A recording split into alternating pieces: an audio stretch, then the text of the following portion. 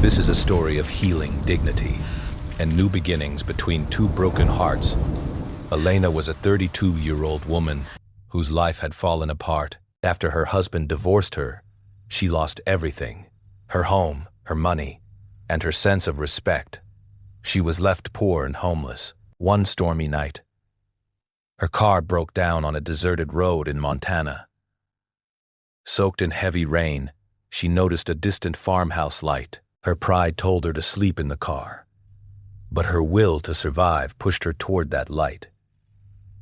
A tall, broad-shouldered man named Calum opened the door. Deep scars ran from his temple to his jaw, marks left by a house fire 8 years earlier.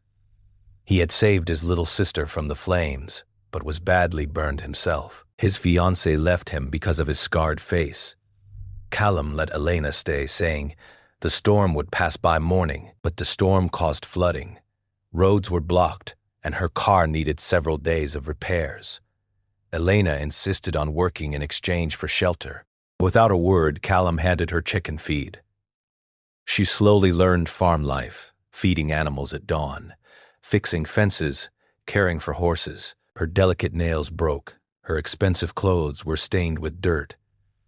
Yet she realized she hadn't thought about her ex-husband in days. One evening, she found Calum in the barn, struggling to lift a bale of hay.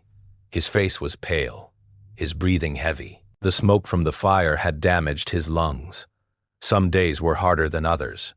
He told her he had saved his sister, but lost everything else. His fiancée decided she could not live with a man who looked like him. Elena replied that the woman simply wasn't worthy of him. Being left does not define our value. It reveals their inability to recognize it. Days turned into weeks.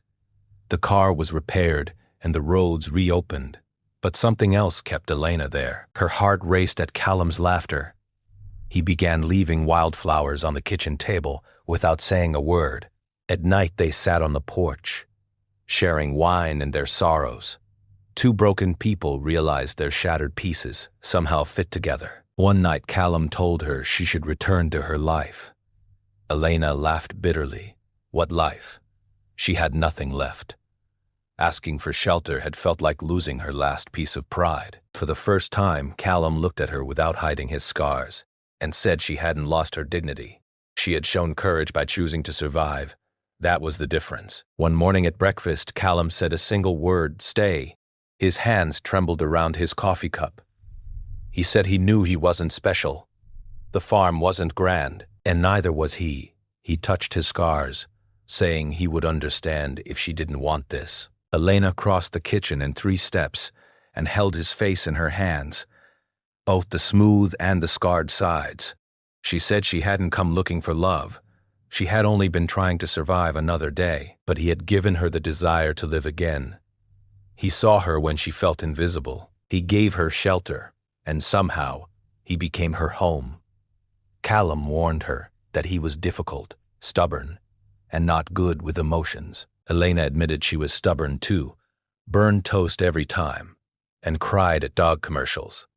His smile spread across his face, making his scars beautiful. They were a map of survival, proof of courage, of a man who walked through fire and still remained capable of love. He asked softly, "So you'll stay?"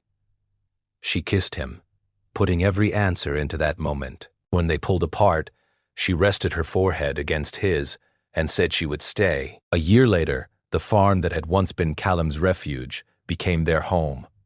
Elena started selling homemade jam at the farmer's market. Calum slowly opened his doors to neighbors again, and proudly showed off his wife's terrible rope-throwing skills at barbecues. Some nights Elena caught Calum looking at her in wonder, as if still surprised she had chosen him.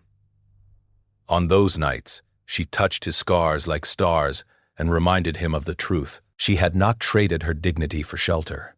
She had traded her past for a future, and the scarred farmer gave her a love she had never even dared to dream of. Not despite their broken places, but because of them. Broken people understand. They know how to hold each other gently. They know how healing feels. Sometimes we must lose everything to find what truly matters.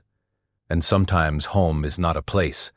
It is the person who opens the door when they see your storm and lets you in anyway.